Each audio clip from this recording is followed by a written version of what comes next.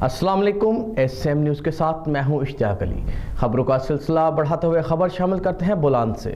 گزشتہ دن نامعلوم افراد کی فائرنگ سے شہید ہونے والے لیویز انچارج بالاناڈی خدا بخش کو ان کے آبائی گاؤں باغ میں سرکاری اعلیٰ اعزاز کے ساتھ سپرد خاک کر دیا گیا۔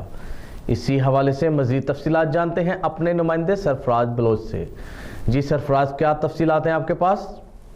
جی بالکل، گزشتہ دن نامعلوم افراد کی فائرنگ سے شہید ہونے والے لیویز انچارج بالاناڈی شہید خدا بخش کو ان کے آبائی گاؤں بھاگ میں سرکاری اعلیٰ اعزاز کے ساتھ سپرد خاک کر دیا گیا۔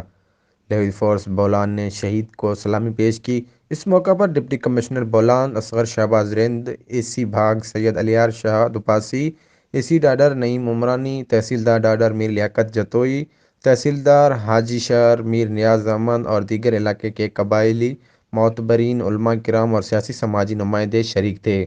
مزید اس موقع پر ڈپٹی کمشنر بولان اصغر شہباز رند کا کہنا تھا، لیویز فورس بولان کے جوانوں کے حوصلے بلند ہیں۔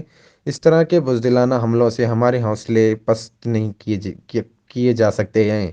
شہید کی قربانی کسی صورت رائے گاہ نہیں جائے گی۔